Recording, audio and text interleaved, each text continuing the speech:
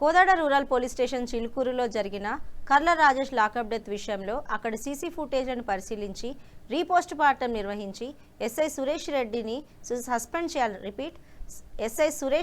Suspend చేయాలని MRPS వ్యవస్థాపక అధ్యక్షుడు మందకృష్ణ మాదిగ డిమాండ్ చేశారు. ఈ మేరకు ఓయూ ఆర్ట్స్ కళాశాల వద్ద ఏర్పాటు చేసిన సమావేశంలో ఆయన మాట్లాడారు. గత ప్రభుత్వంలో కేసీఆర్ మరియమ్మ లాకప్ డెత్ విషయంలో 10 రోజుల్లో స్పందించి ఎస్ఐని అక్కడి సిబ్బందిని సస్పెండ్ చేశాడు. అప్పుడు పీసీసీ అధ్యక్షునిగా ఉన్న ఉత్తమ్ కుమార్ రెడ్డి డీజీపీపై ఒత్తిడి తెచ్చి ఒక బీసీ ఎస్ఐని సస్పెండ్ చేయించాడు.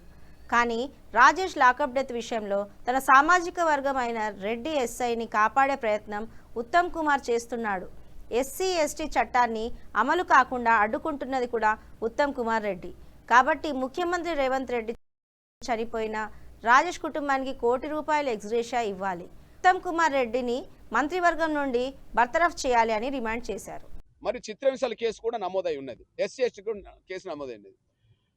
ఒక ఎస్సీ ఎస్టీ కేసులో నిందితుడు అనబడుతున్న అక్రమ నిర్బంధం చిత్రహింసల కేసులో నిందితుడు అనబడుతున్న సురేష్ రెడ్డిని సస్పెండ్ కాకుండా అరెస్ట్ కాకుండా అడ్డుకుంటున్నది ఉత్తమ్ కుమార్ రెడ్డి గారు. అంటే ఎస్సీ ఎస్టీ చట్టాన్ని నిర్వీర్యం చేయడానికి ఉత్తమ్ కుమార్ రెడ్డి గారు మంత్రివర్గం నుండి ప్రయత్నం చేస్తున్నాడు. ఆయనను బర్తరఫ్ చేయాలని చెప్పి నేను డిమాండ్ చేస్తున్నా. ఆయనను మంత్రివర్గం నుంచి తొలగించాలని చెప్పి నేను డిమాండ్ చేస్తున్నా. ఆయనకు అర్హత లేదు. గత పీసీసీ అధ్యక్షుడు ఉన్నప్పుడేమో పోలీసుల మీద చర్యలు తీసుకోమని చెప్పి మాట్లాడిన ఉత్తమ్ కుమార్ రెడ్డి గారు ఈరోజు మంత్రి హోదాలో ఉండి తన సొంత సామాజిక వర్గానికి సంబంధించిన ఎస్ఐ రెడ్డిని మాత్రం కాపాడుకోవడానికి ఆయన తంటాలు పడుతున్నాడు. ఎస్సీ కమిషన్ ఆదేశాలు కూడా అమలు కాకుండా అడ్డుపడుతున్నాడు. సరిగ్గా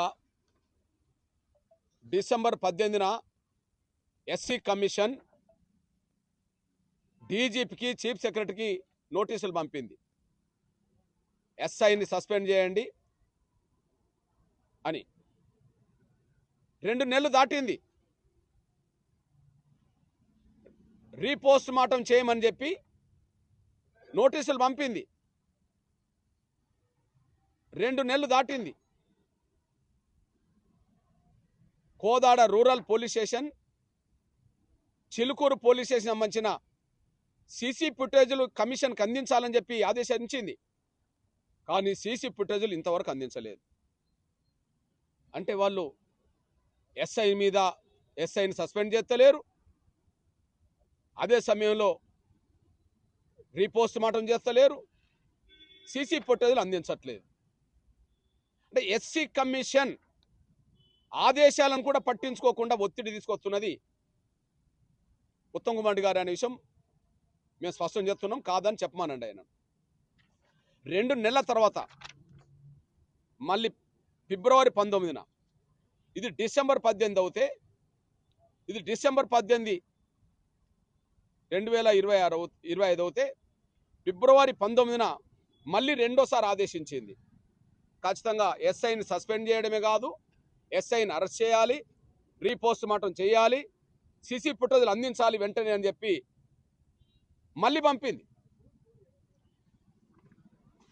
దీన్ని కూడా రీపోస్ట్ మార్టం చేస్తే చిత్రహింసల వల్లనే మరణించిండు అనే విషయం రుజువు అవుతుంది కనుక రీపోస్ట్ మార్టం చేస్తలేదు. సీసీ ఫుటేజీలు అందిస్తే అక్రమ నిర్బంధంలో పెట్టుకున్నారనే విషయం వాళ్ళ పోలీస్ స్టేషన్లో రికార్డు చెప్తుంది కనుక సీసీ ఫుటేజీలు అందించట్లేదు.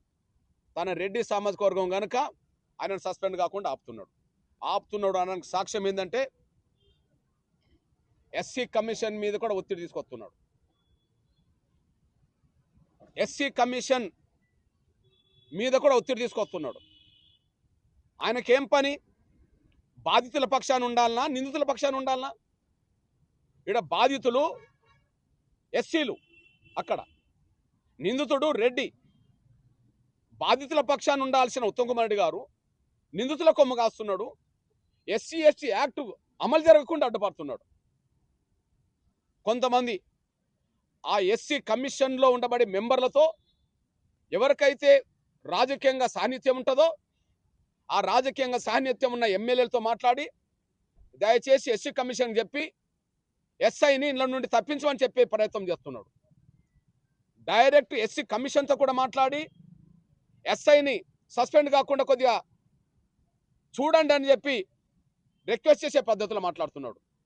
నేను ఉత్తమ్ కుమార్ రెడ్డి గారిని కలిసినప్పుడు మరియమ్మ రాజేష్ కుటుంబానికి ఆర్థిక సహాయం చేద్దాము, ఎస్ఐని కేసు నుండి తప్పించడం కోసం కాంప్రమైజ్ చేయమని చెప్పి నన్ను కోరాడు.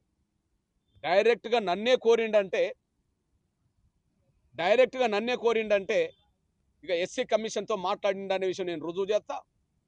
ఆ ఎస్సీ కమిషన్తో పరిచయం ఉన్న మెంబర్లతో పరిచయం ఉన్న కొంతమంది ఎమ్మెల్యేలతో ఈయన ఫోన్లో మాట్లాడిందని కూడా నేను రుజువు చేస్తా. అంటే ఒక మాట చెప్పాలంటే లాకప్ డెత్కు ప్రధాన